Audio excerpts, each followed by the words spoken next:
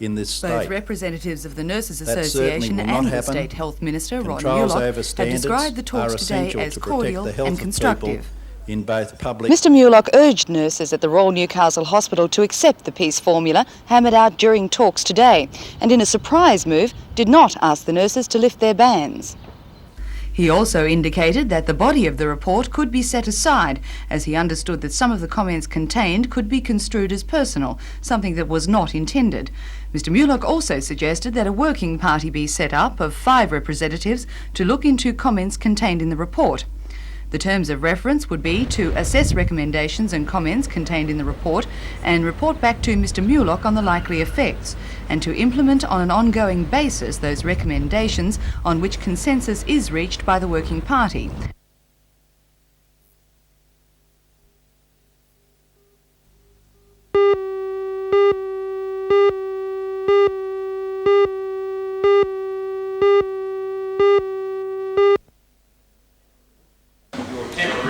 A community meeting was well attended at the Thornton Public School last night to launch a new neighbourhood support program.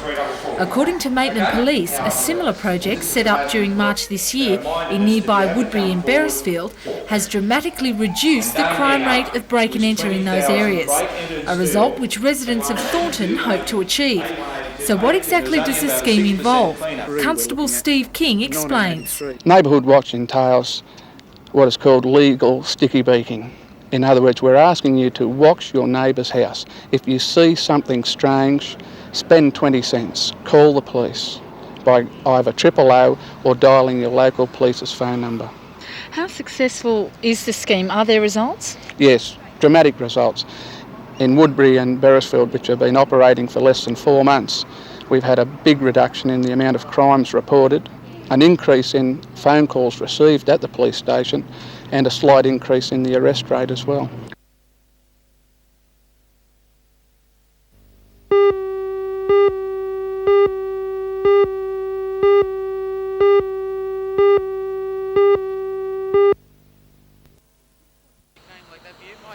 The $2.3 million neighbourhood shopping centre is the forerunner for the Gosford City Council's entrepreneurial ventures. Comprising of a supermarket and 23 specialty shops, Niagara Park Shopping Complex will net the council an estimated $370,000 per year, enabling it to pay off its loan within 6 years. The centre was built by local builder John Lusted, who brought it in ahead of time and under budget. Mayor of Gosford, Alderman Robert Bell, who opened the centre today, says he hopes this will be the first of many money-making ventures for the council. Well, we believe that in the 1980s you've got to show progress. You've got to show that you can get involved in other activities to bring income into the council to offset the continuing requirement for increased rates.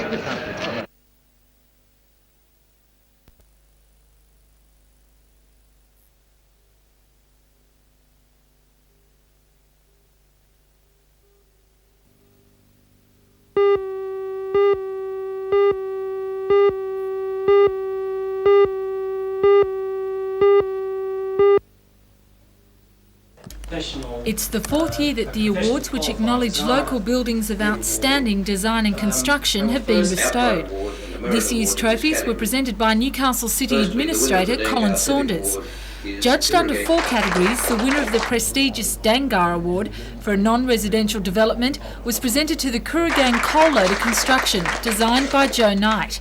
Winner of the Menkins Trophy for a residential design went to the Turner House of New Lambton, planned by Kevin Snell Partners. The Shop Assistants and Warehouse Employees Office Complex, designed by Jeff Williams, was awarded the Charles Davis Trophy, and Hamilton Tate College took out the Heritage Award.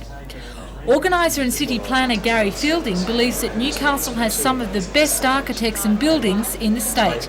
The building designs and construction, I think, are quite outstanding within Newcastle, and I would say they rank very well with other designs and other buildings elsewhere in Australia. The award at the moment is only for buildings in Newcastle. There are plans next year to perhaps extend that. Yes, we are considering whether to involve other Lower Hunter Council areas in the awards, and Recently we wrote to the various lower hunter councils inviting them to participate in the awards for 1986. We have had some response to that, and next week we intend to further consider that response.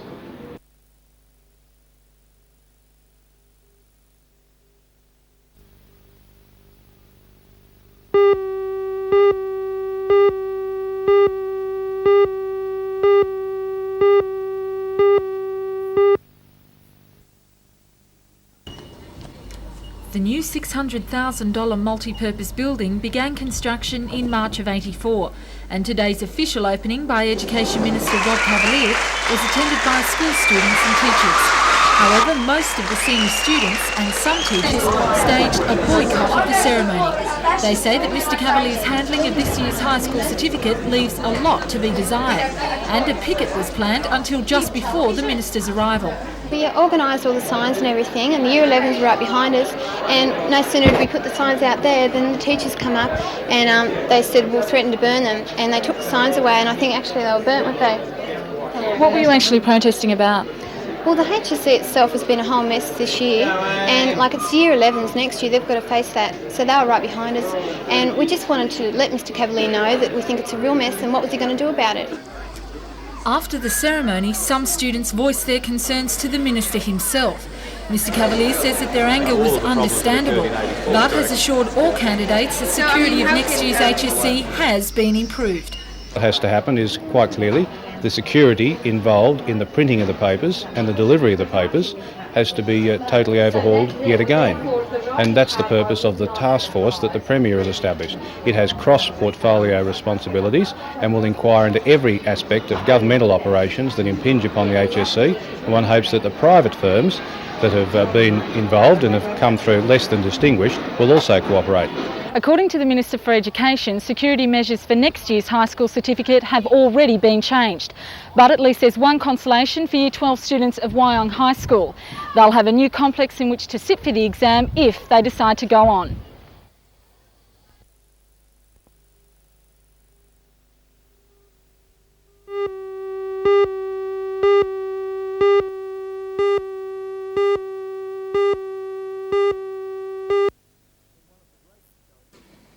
In one of the greatest showings of public displeasure at the way Port Stephens Shire Council has handled the Salamander project, more than 200 residents met last night at the Nelson Bay Police Boys Club. After lengthy discussions, a motion was put forward condemning the council, calling for the immediate suspension of the Shire Clerk and for the Shire President Roy Taylor and his council to stand down. It was further moved that if the council did not resign within 60 days, the Minister for Local Government, Kevin Stewart, should dismiss them from office. The motion was unanimously carried. Spokesperson for the group, Patricia Black, says the residents have had enough of what they say is gross mismanagement. We're not going to stop until the council resign or we sack them. Opposition to council's handling of the project has now taken on a much wider front. In Newcastle today, State Liberal leader Nick Greiner also voiced his disapproval. Well, we think there is a case for a new election in Port Stephens. All the questions that the opposition has been asking the Minister for some time have culminated in him finally coming clean with the report, which is, I think, very damaging to the council. We certainly don't believe you can sack councils and not have elections to replace them. But in this case, there would appear to be an argument for having an election for a new council and letting the people of a shire decide. And if all this discontent isn't enough, the council also came under fire from one of its own men who supported last night's motion. It's a necessary step, and I have to fully support it, which I did do in the vote. It's clear that the Port Stephens Shire Council is facing something of a crisis over Salamander. But despite the well-voiced opposition and calls for resignations, Shire President Roy Taylor says there's little likelihood of anyone standing down. Well, I think any call of that particular nature, councillors themselves would have to have a look at it in the light of the intent of the meeting, but I think I can't visualise in my own mind any councillor really taking any serious action from their own point of view. So you can't see anyone resigning because of the calls? I haven't spoken to anyone, but that would be my feeling at the present time.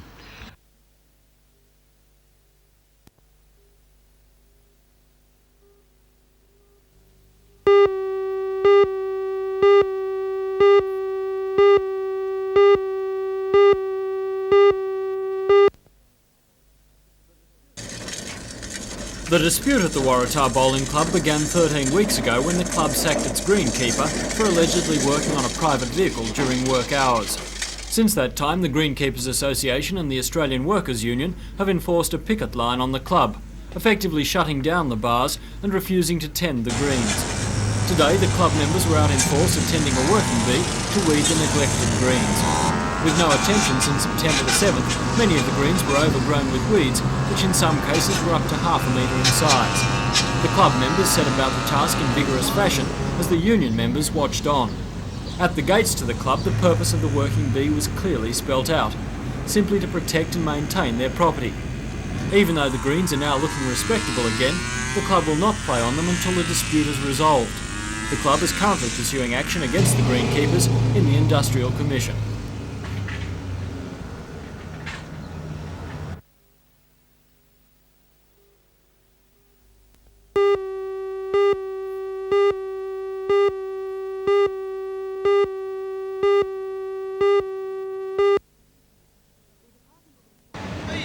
The Department of Employment and Industrial Relations has introduced Job Start in a bid to reduce and simplify wage subsidy programs in Australia. Schemes to date have generated some confusion, offering employers different conditions and assistance levels. Job Start will standardise subsidies. The program begins with a basic rate for people unemployed 6 out of the past 9 months. This ranges from $50 per week for 15 to 17-year-olds, increasing to a maximum $125 for over 45-year-olds. Job Start Special covers people who've been unemployed for 12 out of the past 15 months. It also covers people who are disadvantaged or disabled. Subsidies range from $75 to a maximum $180 weekly, extending over a 26-week period. In the Hunter CES offices today urged unemployed workers to check their eligibility for Job Start. Program Officer Eve Moyes says employers should also explore the scheme.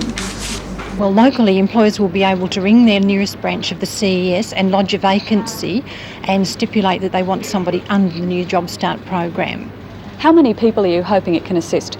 Well, under the old schemes last year we assisted 6,000 people in this area, and I'm hoping that next year we'll be able to assist about 7,000 people under Job Start. Another service for the unemployed also opened in the Hunter today, called Templine. It's specifically designed to find temporary work for unemployed people with office skills. Templine operates from the CES office in King Street. A register of skilled office workers is kept. Employers with temporary positions may contact the office to be put in touch with qualified staff.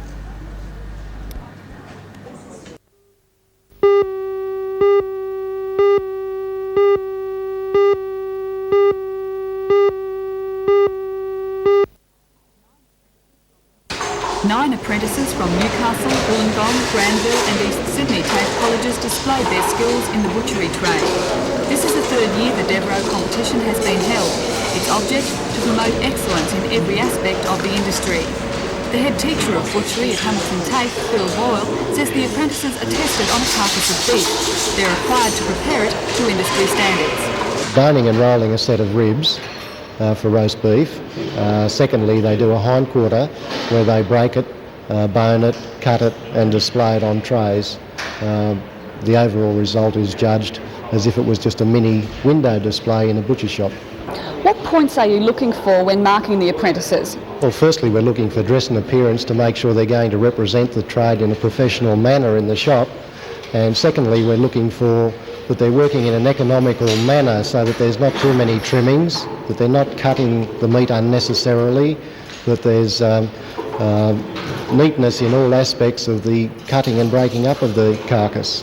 Apart from the practical side of butchery, all apprentices have also been tested on a theoretic knowledge of their trade. At the conclusion of testing, the judges selected a winner. Grant Martin, an apprentice at Como West Butchery in Sydney and a student at the East Sydney Technical College.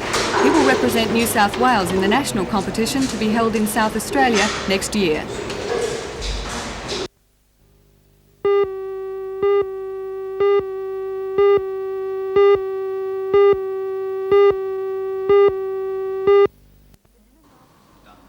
Gunninan last week announced its intention to bid for the $450 million contract. Today, the company revealed details of its submission. Tangara is an Aboriginal word meaning to go. If the Ganinan submission is successful, the Sydney suburban system will have an electric train capable of travelling at a maximum speed of 130 kilometres per hour. Apart from the advanced technology employed in the design, Ganinan has taken aesthetics into consideration and passenger comfort. For the passenger, we have built a new seating accommodation, a vandal-proof seat, cloth covered and cantilevered. It's cantilevered seating to allow easy maintenance and cleaning. In the interior, it's an open, airy interior with very pleasing lines and open with a lot of glass in there, with double laminated glass to give us sound levels that it would be similar to the sound performance of your passenger car. What about Ganinan's price? What are you asking? We're asking a very small sum for it. The figure at the moment, until the tenders are assessed, is confidential. The total project has a budget of about $500 million. If the Ganinan submission is successful, it will guarantee continuity of employment for workers at the plant. They're currently engaged on a project to build 100 double-decker cars for the State Rail Authority. The contract will be completed by late next year, which coincides with the specified starting time for the Tangara project.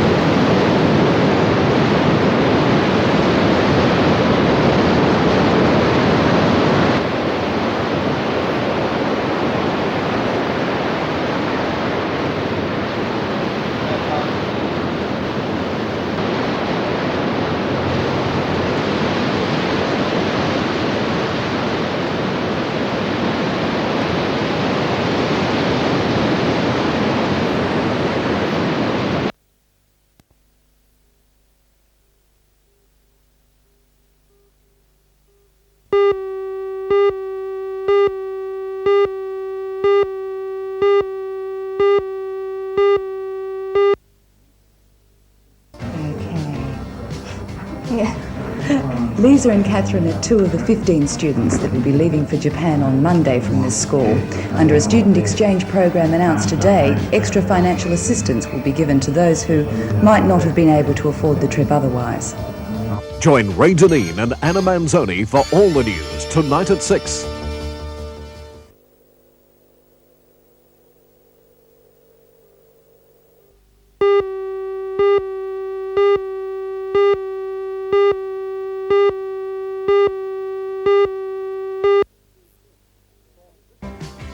From this weekend, all boats that venture out beyond the 2 nautical mile or 3 kilometre limit will be required by new laws to have new communications equipment on board. Join Ray Deneen and Anna Manzoni for all the news tonight at 6.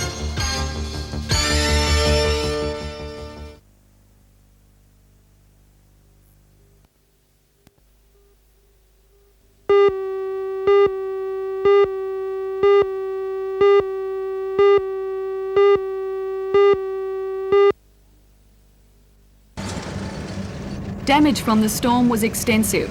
According to the State Emergency Service, it came and went in the space of about 15 minutes, leaving a trail of devastation in its wake. Shop windows were smashed, roofs ripped from houses, awnings snatched from many of the older homes. While frightened residents fought to batten down their houses, the storm gathered force, completely demolishing sheds at the Maitland Showground. Trees were torn down, in many cases taking power lines with them. Power poles were also dislodged. Caravans were overturned in the local parks, cars blown metres down the streets. The State Emergency Service was completely overwhelmed with calls, while the Shortland County Council battled to deaden dangerous live wires. The storm travelled in an easterly direction, across Raymond Terrace and Williamtown, where winds were recorded travelling at 84 kilometres per hour.